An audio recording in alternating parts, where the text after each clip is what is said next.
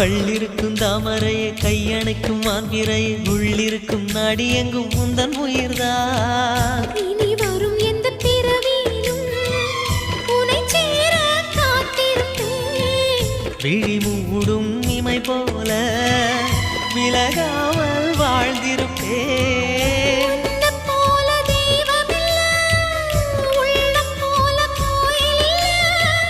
தினந்தோறும் அர்ச்சனைதான், எனக்கு வேறு வேலை இல்லை. நன்றி சொல்ல உனக்கு வார்த்தை இல்லை எனக்கு, நான் தான் மயங்குறேன். என்னுடைய மனச தந்துவிட்ட பிறகும் ஏம்மா கலங்குற